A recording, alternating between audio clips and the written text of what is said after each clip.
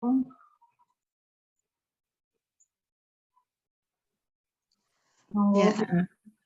alhamdulillah, jazakallah khairan Ustazah atas kesempatannya. Alhamdulillah, syukurilah masih bisa mengikuti kajian ilmu dari Ustadz Aziz, Masya Allah.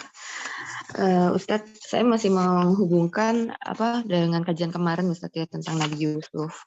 Saya membayangkan suasananya Ustadz. Artinya ini adalah sama-sama membahas tentang sikap wal barok terhadap keluarga gitu ya Ustadz, khususnya orang tua dan anak. Jadi di dalam kisah Nabi Yakub kemarin kan juga dari pertanyaan saya ya Ustadz, menggambarkan suasana sikap barok mungkin ya dari Nabi Yakub terhadap anak-anaknya yang telah melakukan bisa dikatakan kezoliman begitu, tetapi beliau tetap bertahan gitu ya dengan kehidupan bersama anak-anaknya tersebut, walaupun beliau sudah mengetahui itu makar dari anak-anaknya itu, dan Allah sampai mengatakan itu merupakan kesabaran yang terbaik gitu ya, sobrun jamil. Tapi secara fisiknya kan digambarkan Nabi Yakub itu sampai menjadi buta gitu ya Ustadz, karena menahan kesabarannya itu mungkin ya, memutus urusan setan dalam hal ini gitu. Nah kemudian berbeda dengan Nabi Ibrahim gitu ya Ustadz ya, yang dilarang oleh Allah gitu ya menyikapi barok kepada ayahnya itu dengan meminta ampun padanya gitu. Nah ini maksudnya mencoba menghubungkan dalam kehidupan keseharian ya Ustadz, bahwa kita benar-benar harus bisa memisahkan itu ya Ustadz, bahkan terhadap keluarga sendiri gitu. Mungkin bisa ditambah gitu Ustadz pemahamannya supaya ini benar atau salah di pemahaman saya. Jazakallah khair Ustadz. Iya. Agak menarik ya, jadi istilahnya sebuah musibah yang menimpa seseorang sampai berdampak kepada fisiknya, itu apakah sesuatu yang negatif? Ada ujian ini, ada ujian itu, kemudian berdampak kepada fisiknya yang mungkin timbul penyakit A, penyakit B, dan seterusnya, seperti Nabi Yakub. Ya. Wabyaddat ainahu minal huzni fahuwa kadhib. Saking sedihnya ya sampai bagian hitam dari ayahnya itu hilang, memutih semua. Huzni fahuwa kadhib. Apakah ini berarti kurang sabar, kurang bisa membahagiakan diri? Tentu kondisi fisik manusia kan beda-beda. Ada istilahnya, ada seorang muslimah yang saya kenal kena penyakit autoimun. Autoimun itu ya, kehilangan kekebalan tubuh. Kenapa? Ya kalau kata dokter sih karena banyak makan yang ya nggak fresh itu ya. Apakah itu Indomie, apakah itu sarden gitu-gitu ya, olahan-olahan gitu. Nah ibu-ibu di sini sering begitu, nggak apa-apa, sehat-sehat aja. Ini kok begini, ya begitulah. Ujian itu memang nggak bisa diduga. Yang ini katanya begini, dampaknya begini, nggak apa-apa. Itu dulu makan mie, makan kalengan ini, kalengan itu nggak apa-apa. Memang beda-beda fisik seorang. Sebelumnya Nabi Yakub begitu sedihnya sampai qalu tallahi tafta'u tadhkuru Yusuf hatta takuna haraban aw takuna minal halikin.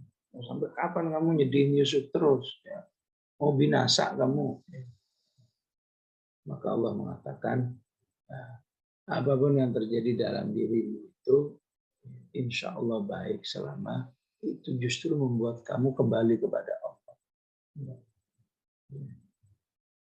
Seorang muslimah diuji dengan autoimun, tapi membuat dirinya jadi lebih banyak istighfarnya, lebih banyak amal solehnya kembali kepada Allah.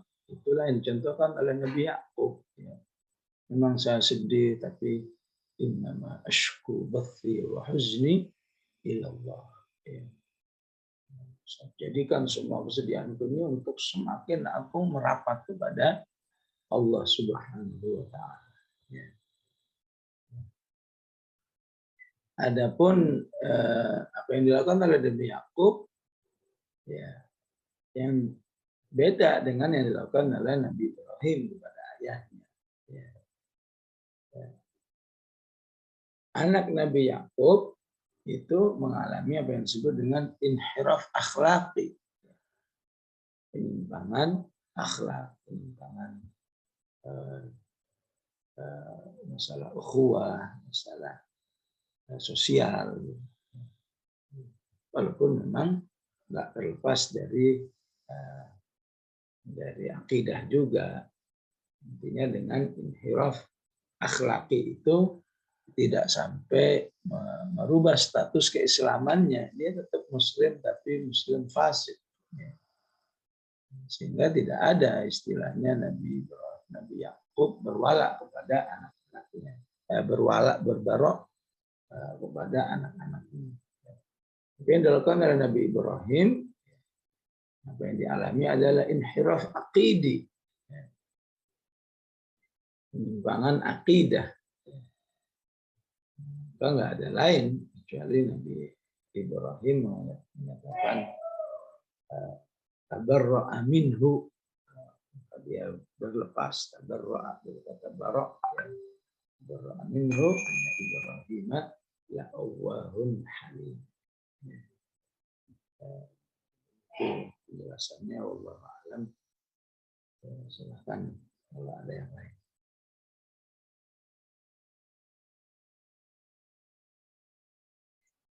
Jazakallah Ustaz atas jawabannya. Semoga Bu Dwija ini ya lebih bisa memahami, insya Allah ya.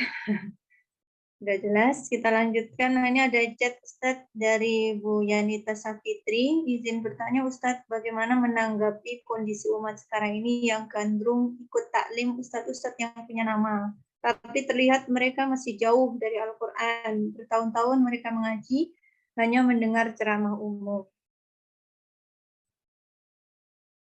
Ya, ini juga salah satu makna daripada la taj'alna fitnatan lil ladzina kafaru waghfir lana rabbana innaka antal azizul hakim. Ya Allah, jangan sampai ya, gara-gara orang kafir saya jadi jelek gitu loh. Ya. Ya. Apa hubungannya dengan pertanyaan ini? Ya. Kan yang menciptakan televisi, medsos itu kan orang kafir semua. Ya. Gara-gara orang kafir itu, jadi seakan-akan kalau itu diberitakan oleh TV, kalau itu intensif di medsos, ya, dan seterusnya, orang jadi berpikir kayaknya itu tuh yang baik tuh.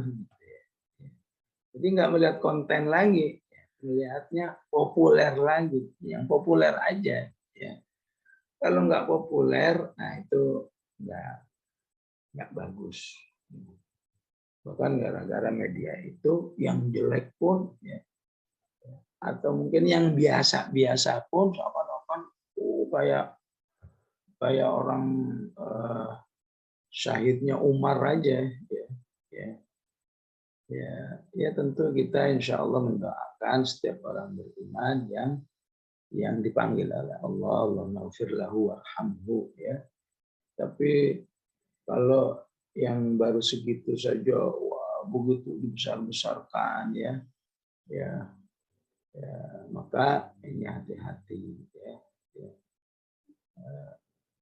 Orang beriman menyikapi, ya, dampak media elektronik, ya, apakah di televisi, apakah medsos, ya. Jadi penting harus melihat kontennya, bukan melihat di mana itu berada. Ya. Dan kalau umat Islam selalu begitu, maka berhati-hatilah ya. Kan sebuah penyesalan ya. Bagaimana umat pernah agak terbius dengan prinsip bersodakoh ya. Oh, bisa-bisa memang ya. Sekarang baru nyadar semua. Oh, ini begitu doang ya. Ini mah akal-akalan bersodakoh. Ya, tentu yang lain juga banyak seperti itu. Ya. Ya, walaupun kita juga tidak anti sepenuhnya ya. Ya. Untuk sekedar syiar ya itu sudah bagus ya. Tapi kemudian kita menjadikannya seakan-akan itu yang terbaik, ya, itu bahaya. Kalau yang enggak populer di televisi ya itu belum baik. Hanya yang populer aja di televisi itu yang baik ya. Maka ya, itu sesungguhnya bahaya. Bagi pribadi yang kemudian memviral karena televisi itu seharusnya juga berhati-hati. Itu sesungguhnya amanah dari Allah Subhanahu wa taala. Jangan sampai ya hari ini kamu populer dengan hal-hal yang positif karena televisi itu juga seseorang jadi populer dalam negatifnya. Alhamdulillah. Akhirnya orang menjadi ternyata ya in general ya ternyata ya, namanya ustadz, namanya penceramah itu tukang bohong semua ya. Dulu pernah ngomong begitu, padahal cuma karena satu tokoh, dua tokoh yang ada di media elektronik. Orang baik masih banyak. Jadi ya tadi Rabbana la taj'alna fitnatan lil ladzina kafaru waghfir lana Rabbana. Ada satu tambahan sedikit dari penjelasan tadi ya, pertanyaan nih ya. Apa bedanya uswah dengan qudwah? Ya. Ya, kenapa ada sebagian ulama mengatakan begini? Allahu ghayat war rasulu qudwatuna. Kenapa bukan uswatuna? Ya. Ya, sebetulnya secara makna sama. Istilahnya suri tauladan. Ya. Cuma hasilnya dua-duanya itu dibutuhkan. Ya. Ya. Seharusnya Rasul itu qudwatuna wa uswatuna. Kata qudwah ada di Al-An'am. Ulaika alladzina hadallahu fabihudahu muqtadi. Ya. Fabihudahum iqtadi. Qudwah itu dari kata iqtada. Ya. Jadi secara bahasa jamaah rahmatullah, ya, uswah itu penekanannya adalah menteladani sampai kepada pribadinya, ya, personalnya, ya. Personal seorang Rasul, ya, ya, itu ya,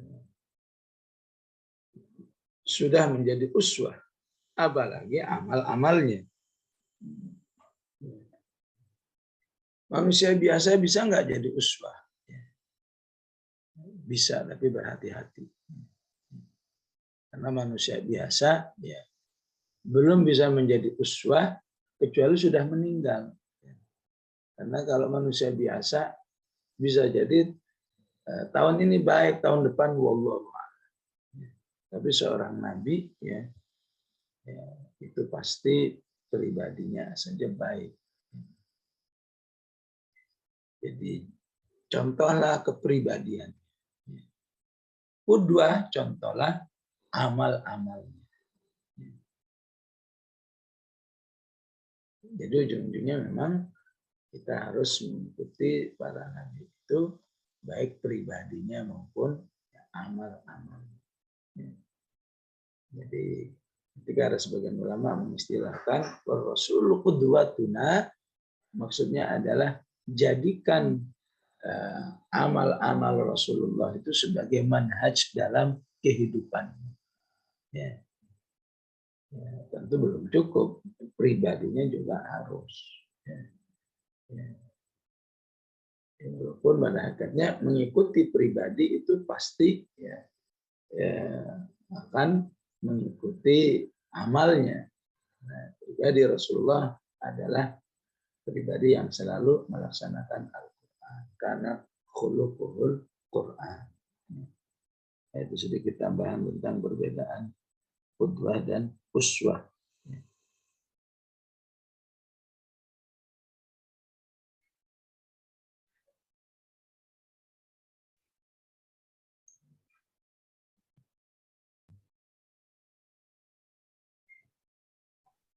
Ya, udah cukup Ustaz yang ini tadi. Ada lagi Ibu-ibu?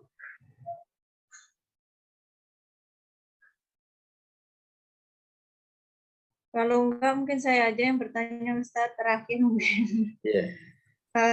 Dalam dakwah ini kan butuh kesabaran ya, apalagi bersama orang yang mungkin kita paling dekat lah gitu ya. Nah ini tipsnya gimana Ustadz agar kita tadi ya, kan di dalam Quran ada ya contoh bapak yang mendakwai anaknya, kebalikannya juga anak yang mendakwai bapaknya berhasil gitu. Nah, mungkin ini dari saya saja untuk penguatan itu bagaimana Ustadz gitu.